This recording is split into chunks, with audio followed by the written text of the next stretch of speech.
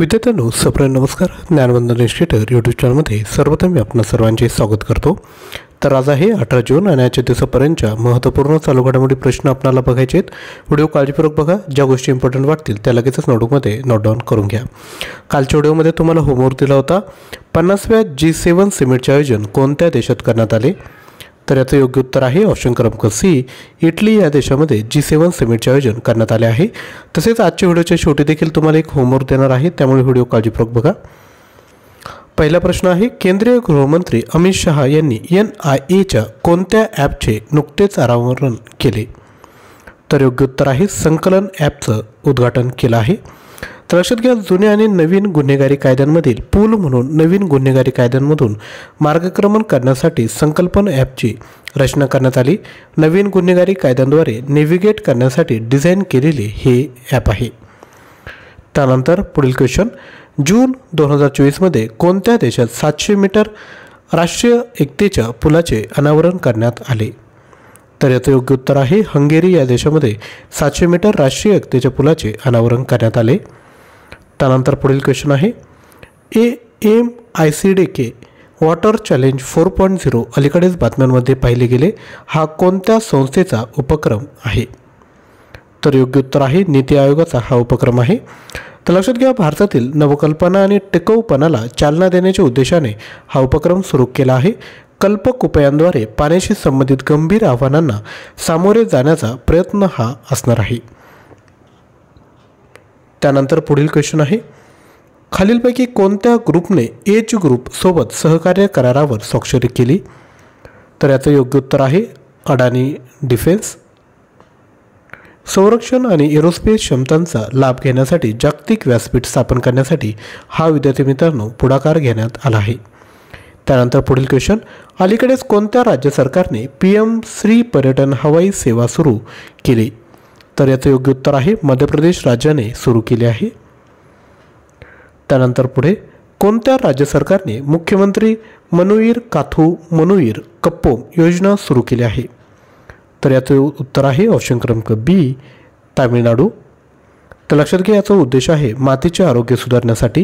या योजनेअंतर्गत हिरवळीच्या खताचा वापर करून जमिनीची सुपीकता संवर्धनासाठी 20 कोटी खर्च केले जातील.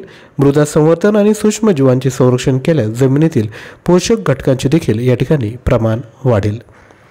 त्यानंतर पुढील क्वेश्चन आहे क्वेश्चन क्रमांक 7, कितव्या क्रमांकाची G7 शिखर परिषद 13 ते 15 जून 2024 या कालावधीत झाली?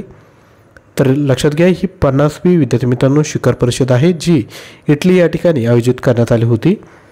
पुढील क्वेश्चन आहे, कोणत्या राज्यात दुकाने आणि व्यावसायिक आस्थापने 24 तास सुरू ठेवण्याची परवानगी देण्यात आली आहे? तर लक्षात घ्या, मध्य प्रदेश राज्यामध्ये आता दुकाने आणि व्यावसायिक आस्थापने 24 तास चालू ठेवली जातील. मध्य प्रदेशची कॅपिटल आहे भोपाळ, तामिळनाडूची चेन्नई, आंध्र प्रदेशची अमरावती असणार आहे आणि राजस्थानची आहे जयपूर. तर लक्षात घ्या, अधिक महसूल आणि रोजगाराच्या संधी निर्माण करण्याचा हा एक राज्याचा प्रयत्न असणार आहे. यामुळे महाराष्ट्र, कर्नाटक, हरियाणा, हिमाचल प्रदेश, उत्तराखंड आणि तेलंगणा या राज्यानंतर असे धोरण राबवणारे मध्य प्रदेश हे देशातील 7वे राज्य ठरेल.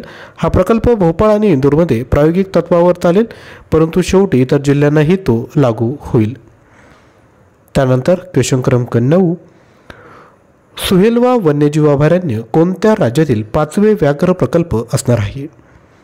तर याचं योग्य उत्तर आहे उत्तर प्रदेश. उत्तर प्रदेशची कॅपिटल आहे लखनौ. नेक्स्ट, जागतिक सागरी कासव दिन कधी साजरा केला जातो? तर हा दिवस 16 जून रोजी साजरा केला जातो. सागरी कासवांच्या जीवशास्त्राचे जनक डॉक्टर आर्ची कार यांच्या जन्मदिनानिमित्त हा दिवस 16 जून रोजी साजरा केला जातो. त्यानंतर पुढील क्वेश्चन आहे, G7 देशांच्या नेत्यांनी युक्रेनला किती अब्ज कर्ज देण्यासाठी फ्रेमवर्क करारावर सहमती दर्शवली? तर योग्य उत्तर आहे $50 अब्ज. त्यानंतर नेक्स्ट क्वेश्चन क्रमांक 12, मराठी भाषेसाठीचा साहित्य अकादमी युवा पुरस्कार 2024 कोणाला जाहीर झाला? तर हा जाहीर झाला आहे देविदास सौदागर यांना. त्यानंतर पुढील क्वेश्चन, साहित्य अकादमीद्वारे मराठी भाषेसाठीचा साहित्य अकादमी बाल साहित्य पुरस्कार कोणाला जाहीर झाला? तर हा जाहीर झाला आहे भारत सासने यांना.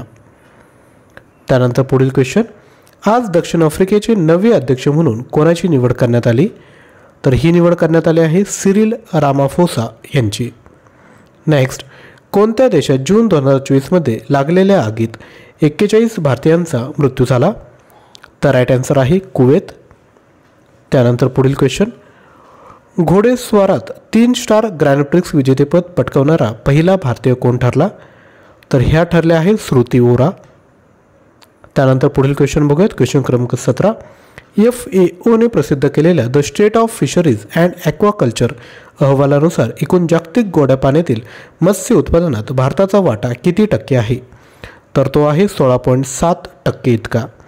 नेक्स्ट, मुलींची विश्व ज्युनियर बुद्धिबळ स्पर्धा 2024 कोणत्या राज्यात पार पडली?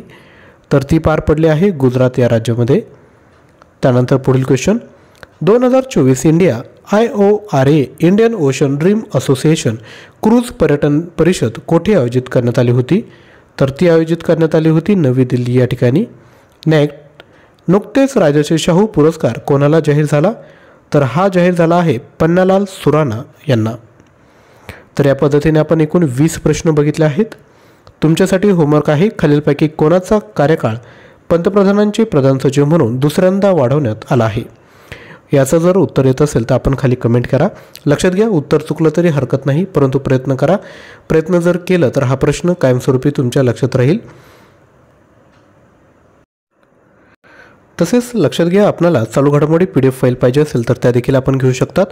जानेवारी ते डिसेंबर 2023 3,000 प्रश्न आहेत 99 रुपयामध्ये, आणि जानेवारी ते मे 2024 एकूण 1500 प्रश्न आहेत. प्राईज आहे 49 रुपीज. यामध्ये तुम्हाला ह्या इतर PDF देखील विद्यार्थी मित्रांनो प्रोव्हाइड केल्या जातील. ज्याही विद्यार्थी मित्रांना पाहिजे असेल त्यांनी हे QR कोड स्कॅन करा किंवा 9356556034 यावर व्हॉट्सअप करा आणि विद्यार्थी मित्रांनो लगेचच परचेस करा. आजचा व्हिडिओ जर आवडला असेल तर नक्की लाईक करा, शेअर करा आणि चॅनलवर नवीन असाल तर चॅनल सबस्क्राईब करा. थँक्यू.